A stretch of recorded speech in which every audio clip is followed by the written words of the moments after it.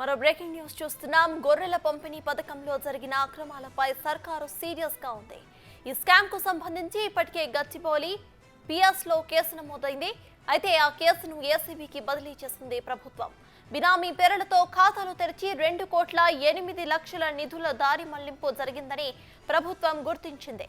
అటు పశు సంవర్ధక భవన్లో ఫైళ్లు మాయమైన ఉదాంతం పైన కూడా ఏసీబీ విచారణ జరపబోతుంది.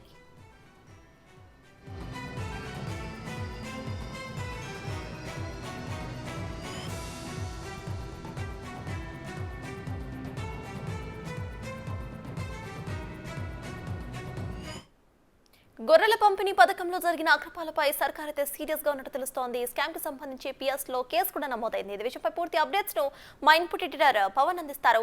పవన్, చెప్పండి. ప్రెసెంట్ అయితే గచ్చిబౌలి పిఎస్ లో కేసు నమోదైనట్టు కూడా తెలుస్తోంది. ఆ కేసును ఏసీబీకి కూడా బదిలీ చేసినట్టు తెలుస్తోంది ప్రభుత్వం. దీనిపై మీ దగ్గర ఉన్న అప్డేట్స్ ఏంటి?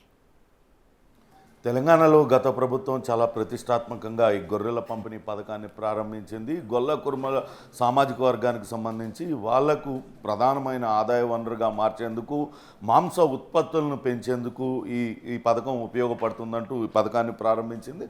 గొల్ల కుర్మలకు సబ్సిడీ రేట్లోనే ఆ గొర్రెలను పంపిణీ చేయడం, తిరిగి అవి పెరిగిన తర్వాత వాటిని మాంసానికి వినియోగించడం, తద్వారా వాళ్ళకి ఆర్థికంగా పరిపుష్టి కల్పించేందుకు ఈ పథకం రూపొందించబడిందంటూ చెప్తూ వచ్చారు. కానీ ఈ పథకంలో అనేక రకాల అక్రమాలు జరుగుతున్నాయంటూ గతంలోనే కాంగ్రెస్ పార్టీ ఆరోపణలు చేసింది.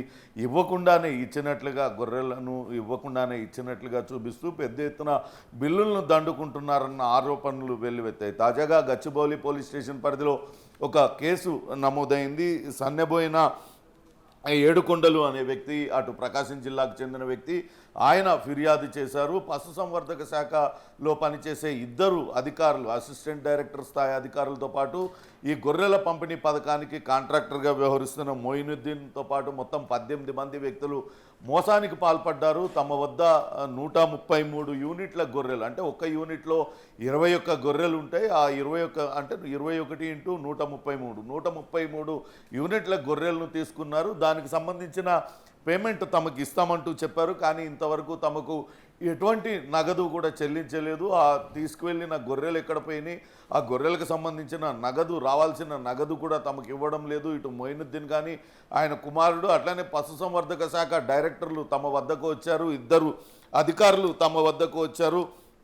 కేశవ్ సాయి, అట్లనే రవికుమార్, వీళ్ళిద్దరూ కూడా అసిస్టెంట్ డైరెక్టర్ స్థాయి అధికారులు. వాళ్ళపైన కూడా ఇప్పటికే గచ్చిబౌలి పోలీస్ స్టేషన్లో వాళ్ళపైన కూడా ఎఫ్ఐఆర్ నమోదు చేశారు. మొత్తం 3 సెక్షన్ల కింద వీళ్ళపైన ఎఫ్ఐఆర్ నమోదైంది. అయితే ఇది కేవలం ఒక వ్యక్తి లేకుంటే 133 యూనిట్లకు సంబంధించి కాదు, అసలు మొత్తం ఈ గొర్రెల పంపిణీ పథకంలోనే చాలా అక్రమాలు చోటు చేసుకున్నాయి అనే అనుమానాలు వ్యక్తం అవుతున్న నేపథ్యంలో తాజాగా దీనిపైన అటు రాష్ట్ర ప్రభుత్వం సీరియస్గా స్పందించింది. వెంటనే ఈ గొర్రెల పంపిణీ పథకంలో జరిగిన అక్రమాలు, అవకతవకలపైన విచారణ జరిపించాలంటూ ఈ కేసును ఏసీబీకి బదిలీ చేసింది. ఇప్పటికే అటు ప్రభుత్వం మారుతున్న సమయంలో కాంగ్రెస్ పార్టీ పూర్తి మెజారిటీ దక్కించుకొని కాంగ్రెస్ పార్టీ అధికారాన్ని చేపడుతుంది. కాంగ్రెస్ పార్టీ ముఖ్యమంత్రిగా రేవంత్ రెడ్డి ప్రమాణ స్వీకారం చేయబోతున్నారన్న సమయంలోనే అటు పశుసంవర్ధక శాఖ మంత్రిగా గతంలో పనిచేసిన శ్రీనివాస్ యాదవ్ వద్ద ఓఎస్డీగా ఉన్న వ్యక్తి కళ్యాణ్, ఆయన పశు సంవర్ధక శాఖ కార్యాలయం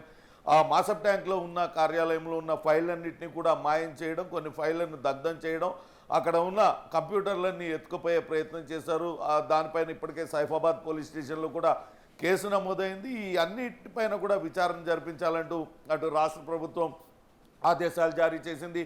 ఇటు గచ్చిబౌలిలో నమోదైన కేసుతో పాటు అటు సైఫాబాద్లో ఉన్న కేసు, అట్లనే ఎన్ని యూనిట్ల గొర్రెలను పంపిణీ చేశారు, ఎవరి వద్ద నుంచి కొనుగోలు చేశారు, ఆ యూనిట్లను ఎవరెవరికి, ఆ గొల్ల కుర్మ సామాజిక వర్గాలకు సంబంధించి ఎంతమంది లబ్ధిదారులకు అందించారు, ఆ లబ్ధిదారుల నుంచి తిరిగి వాటిని గొర్రెలను కొనుగోలు చేశారా, లేకుంటే ఆ లబ్ధిదారులు వాటిని ఏం చేశారు, పూర్తి స్థాయిలో దీనిపైన విచారణ జరిపినట్లయితే పెద్ద ఎత్తున అక్రమాలు సంబంధించిన నిజాలు బయటకు వచ్చే అవకాశం ఉంటుందన్న నేపథ్యంలోనే దీనిపైన ఏసీబీ విచారణకు ఆదేశించారు. తక్షణమే దీనిపైన విచారణ ప్రారంభించాలంటూ ఏసీబీ చీఫ్గా ఉన్న సివి ఆనంద్కు ఆదేశాలు జారీ అయ్యాయి. ఇప్పుడు దీనిపై ఇప్పటికే గచ్చిబౌలిలో ఉన్న కేసుతో పాటు ఇంకా అక్కడ సైఫాబాద్లో అటు ఫైల్స్ దగ్ధానికి సంబంధించిన కేసు, వీటిలన్నింటినీ కూడా ఏసీబీ అధికారులు త్వరలోనే వాటి వివరాలన్నింటినీ కూడా తీసుకుంటారు. ఇప్పటికే బదిలీ అయిన ఈ కేసులన్నీ కూడా ఈ నేపథ్యంలో విచారణ కూడా ప్రారంభించబోతున్నారు. మొత్తం ఈ కేసులో గచ్చిబౌలి పోలీస్ స్టేషన్లో నమోదైన కేసులో మొత్తం ఇద్దరు అధికారులతో యానిమల్ హస్బెండరీలో పనిచేసే ఇద్దరు అధికారులతో పాటు మొత్తం 18 మందిని నిందితులుగా పేర్కొన్నారు. వీళ్ళందరూ కూడా తమకు హామీ ఇచ్చారు. 133 యూనిట్ల గొర్రెలను కొనుగోలు చేసి తమ వద్ద నుంచి తీసుకెళ్లారు. త్వరలోనే డబ్బులు పంపిస్తామంటూ డబ్బులు పంపించలేదు. ఆ తీసుకున్న గొర్రెలను ఏం చేశారు, దానిపైన విచారణ జరపాలి. దాదాపుగా 3 కోట్ల రూపాయల ధనాన్ని తనకి ఇవ్వాల్సి ఉందంటూ సన్నబైన 7 కొండలు చేసిన ఫిర్యాదుతో పాటు అసలు మొత్తం పథకంలో ఎటువంటి అక్రమాలు జరిగాయి, దాని వెనకాల ఎవరున్నారు, పూర్తి స్థాయిలో విచారణ అయితే జరిపే అవకాశం ఉంది. త్వరలోనే దీనిపైన ఏసీబీ అధికారులు ప్రత్యేక బృందాన్ని ఏర్పాటు చేసి దీనిపైన విచారణ జరిపించడానికి కూడా రంగం సిద్ధం చేస్తున్నారు. Sartaj. Right, thank you Pawan.